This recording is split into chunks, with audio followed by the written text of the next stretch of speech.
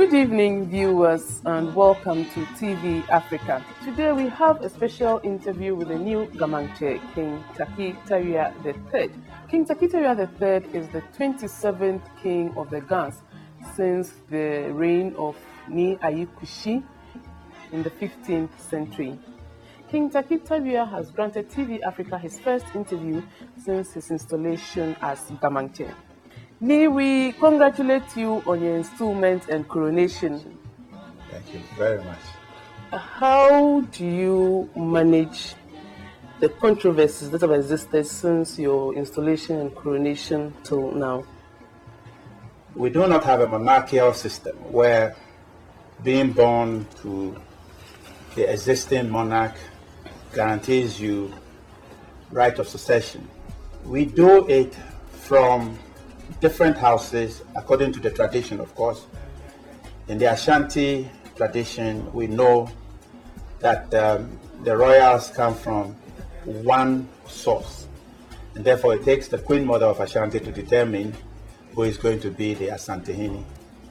In our case, the Diamante is selected in rotation from 3 different houses, and when it is the turn of a particular house, it is up to the kingmakers of the house to select from among the royals those who are born to the stool bearers and who are successors to previous monarchs, so that a particular person can be identified, screened, vetted, and then nominated for installation as Diamante. The process of that selection, of course, is also based on consultations. I am now aware of the fact that before I was installed, a lot of consultations took place. I think those who selected me consulted the Ghana Traditional Council to find out what the expectations were. I'm also informed that some of the elders of society were approached to give guidance as to what they may deem a suitable standing, qualification, and background for a Diamante. And all this informed in the decision which was made to select the Diamante. I'm enormously privileged to have been the one who was selected. The reason the process cannot be an easy one is because you do not have one person to say, I identify as a possible candidate for the stool. I'm sure in our case, we had more than half a dozen people of equal standing.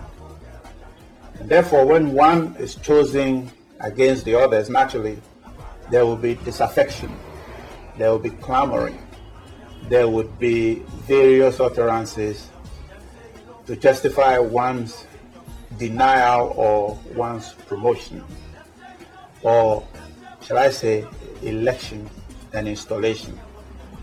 And this is precisely what has happened.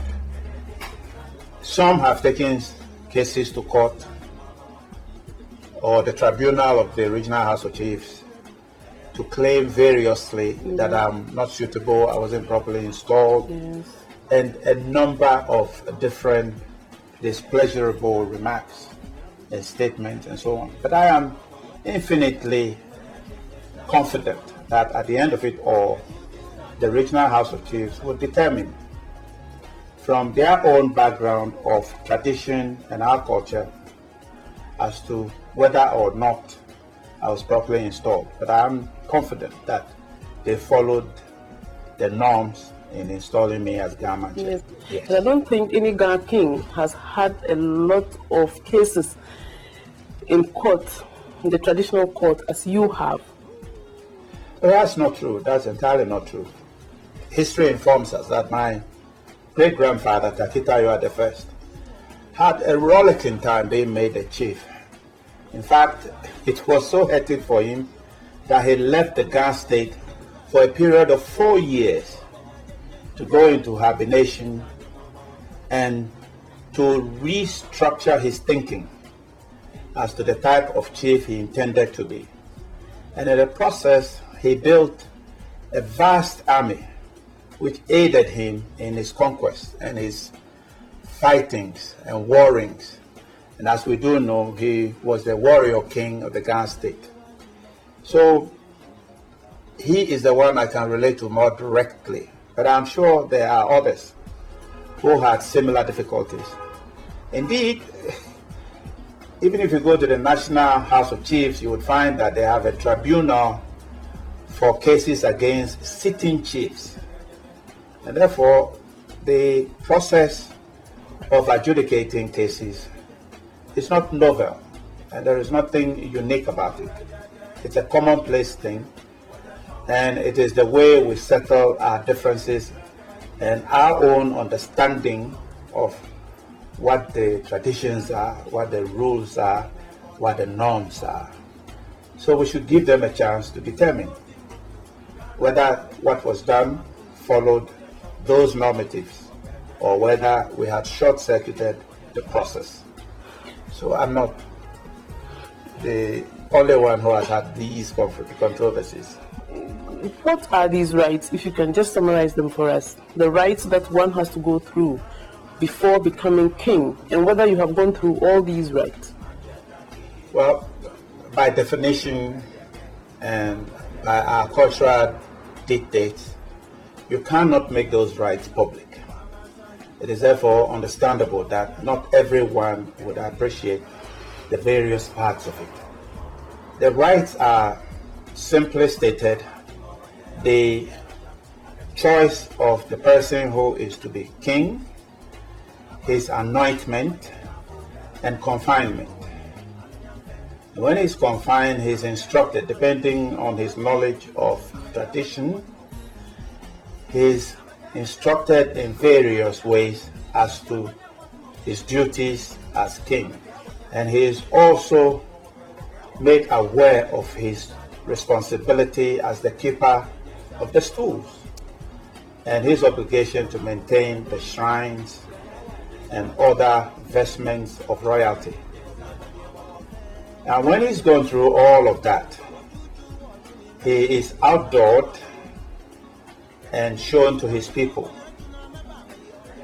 He is taken from one royal home to another, and then he is taken to all the Golomoy houses or the fetish shrines of our state. And then, where necessary, he is, as it were, inducted into the homes. Following all of that, he is taken to Amogena, where he takes the oath of office by swearing his loyalty and his attention and ever-present response to the needs of the people he is supposed to govern. This takes place at Amogena. He swears the oath, and the people and their representative, or people and their representative chiefs, do take the oath back to him in assurance that they would also respond similarly when he calls them to service. After that, you ensure that the chief is well housed, and then in contemporary terms he is made a member of the Ghana Traditional Council, where he assumes the office of the president. We got to know around that time that there's no rite or custom of coronation among Ghanaians. Yet you managed to go through one. I don't think you fight with stones and sticks, but you fight with a good spirit. Oh, I do. I'm a fighter. I'm a very bashful man, but with a fighting spirit. Those who know me say I speak very little, and sometimes I even bow my head when I should raise it. But I have fire in me, I assure you. The coronation, to answer you directly, is a bit of innovation which we thought was in line with the Ghana tradition. when the Gamanche has taken his oath of office at Amogina, his ceremonies for installation ends. But in our judgment, the Ghana state has enlarged and become even more populated. And therefore, we thought it would be in line with the spirit of installation to bring the Gamanche to a greater number of his people. And how best do you do that than to organize a coronation, which is interaction between the chief and his people? And we saw that despite all the efforts which were made by distractors to stop it, by insisting that there were injunctions and